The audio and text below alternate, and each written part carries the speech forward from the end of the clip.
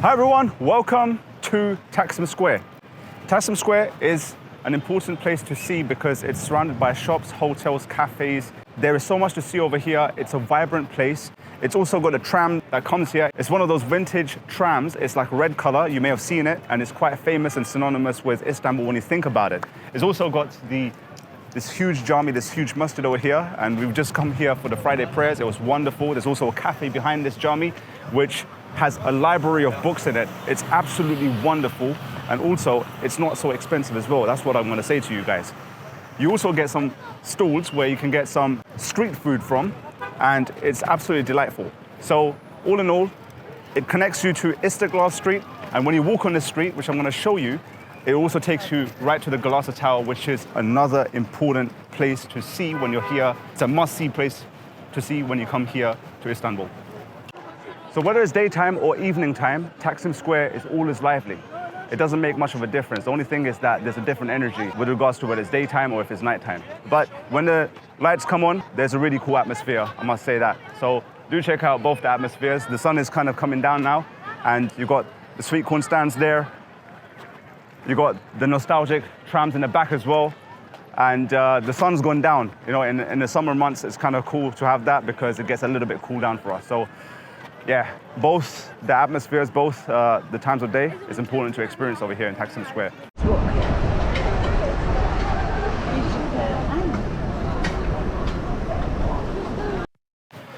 One thing about Istiklal Street is this, that no matter what time you come here, whether it's 5 p.m., whether it's 5 a.m., you're gonna find it this busy because this place is immensely popular. Okay, we've just gone onto Istiklal Street, and at the moment it's 3:53. So I'm going to give you an idea as to how long it takes you if you're walking at a normal pace to get right to the other side of Istiklal Street where you find the Galata Tower. So my top 3 things to do over here. Number 1, come over here to Hafiz Mustafa. It's one of the best cafes in the whole of Istanbul. There's a chain of these, but you can come over here to Istiklal Street and have it here. So if you just bring the camera down here so I can show you exactly what we have. So we have a baklava wrapped around a milk cake, pistachio milk cake topped with vanilla ice cream. Now it looks amazing. Let's see if it tastes just as amazing. The drums are rolling. Yeah, let's have a look. So here we are. That's it. Moment of truth. Moment of truth, guys. Can we have a more queens, please? Wow. That's it. Out of 10, it's got to be a 9. So you got the soft vanilla ice cream on the top. Yeah. And then you got the spongy pistachio, which really comes through in the milk cake. Yeah. And then you got the crispiness of the baklava. So just the textures of them all, it's like heaven in your mouth. If you're ever in this area, if you're ever visiting Istanbul, this is where you come for your desserts. You can come to one of these stands and get some sweet corns. So do get it from me over here because you won't regret it. It's delicious.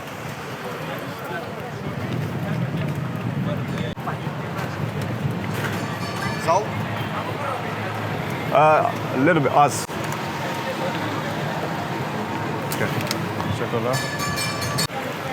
Chocolate. Ooh, it's hot. Now this behind me is a lokantası. And this is like a homemade, if you want some homemade food, Turkish homemade food, it's the equivalent of that. It's a restaurant, but it's like homemade food. And the best one I've found over here in Istiklal Street is this one, which is called Beyoğlu Halk Doner. And here, I used to come here and I used to get some rice, and I used to get some chicken as well, and they used to give me like an ayran, which is a famous Turkish ancient drink. And it was so satisfying, so satiating, and it was immensely cheap as well. So I remember coming here for the first time, and it only cost me about £2 British at the time. That's how cheap it is. So maybe it's gone up, it's inflated a little bit.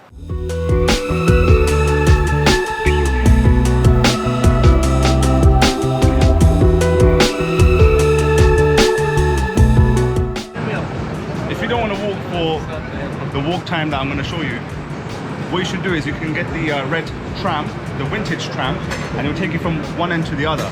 This way, it will save you a bit of time, and there's that convenience with that. I've grabbed a bargain over here.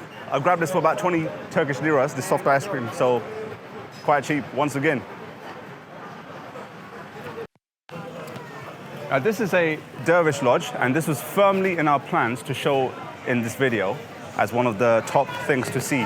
However, it's temporarily closed, but maybe in the future, when you're going through Istiklal Street, walking towards Galata, or from Galata you're going to Istiklal Street, do come over here, you know, because this is a legendary place. Welcome to the Galata Tower. Now, the time is 4:32. So it's taken around 40 minutes to get to the end from Istiklal Street to over here. It could have taken longer had we just dwelled around. So you get an idea of how long the street is. Anyways, the Galata Tower is behind us. Let's go inside.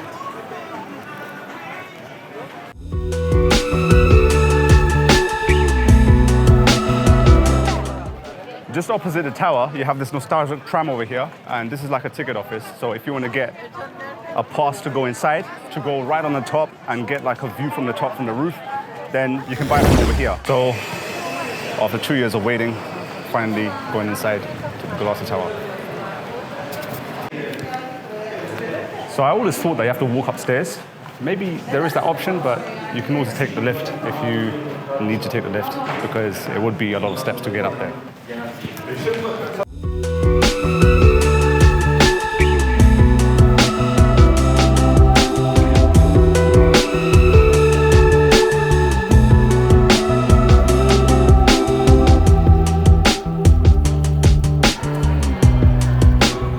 I'm directly beneath the cone of the Galata Tower. Now, the elevator takes you up to the 6th floor. This is the 8th floor, so you have to walk up 2 floors to get up to the 8th floor. But this is where you're right at the top and you get a spectacular view of the Golden Horn, of the jamis like the Hagia Sophia, for instance, the Blue Mosque, and some other ones as well. So I'm so excited. The Galata Tower was constructed during the Byzantine era and was used as a watchtower. At the time of construction of the Galata Tower, this was the tallest building in the entire city at 66.9 meters tall.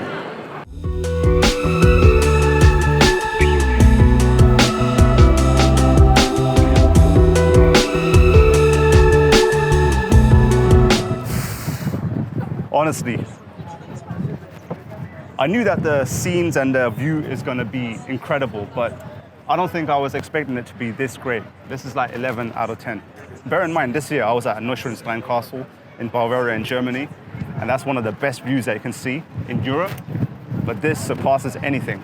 This is my favorite city on the planet, and you can see the Hagia Sophia behind me, which is an incredible symbol of this city. You also got the Blue Mosque as well. You got the view of the Golden Horn. So what an amazing feeling just to be up here. And this whole thing, the Bosphorus Sea, this reminds you of the conquest, 1453. Sultan Mehmed Fatih, what a legend. It is believed that in 1638, Ahmed Çelebi, who was an Ottoman polymath, inventor and scientist, made the first intercontinental flight from the Galata Tower using strapped-on wings, and he ended up landing in Üsküdar, which is in the Asian side of Istanbul, while the Galata Tower is situated in the European side. And this story was recounted by the famous Ottoman traveler, Awliya Çelebi. It is incredible to think that Ahmed Çelebi, in the early part of the 17th century, was able to fly from here to Üsküdar. That is absolutely unheard of.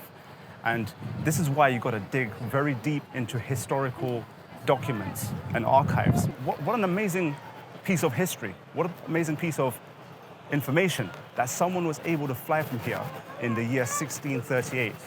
Incredible. Okay, so when you're up here, you can walk around. Usually it's kind of busy, but if you are a little bit patient, you can kind of get some space.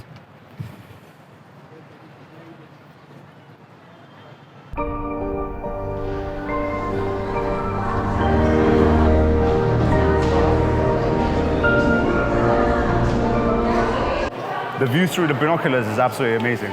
Like, you can see Eminönü from here. If you look at the other side, you can see perhaps the Hagia Sophia. You get like a 360 view of the city if you go around checking all the binoculars over here. So this is the 5th floor, and they actually ask you to walk down the whole way, unless you're a bit older or you have some sort of like difficulty, then you can come down with with the elevator. However, you get some good, interesting things to see here, exhibits to see on each floor as you're going down.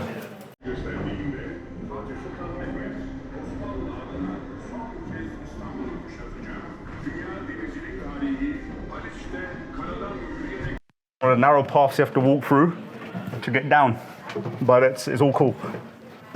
It's part of the fun. Oh, look at this. Whoa. Look at this. The history of the Galata Tower. They've done a really good job actually, by the way. I saw it, you just go up there and you just have a view, but I didn't realize that there's gonna be 8 floors, and each floor is gonna have some sort of exhibit. It's gonna be a little bit of a museum. Some of the history is gonna be shown to us, and different periods of the Galata Tower, which has been around for almost 1,000 years, will be shown and shared with us. The lower floor has a shop over here, and look at these frames. Worth every penny, even if you're paying the full amount.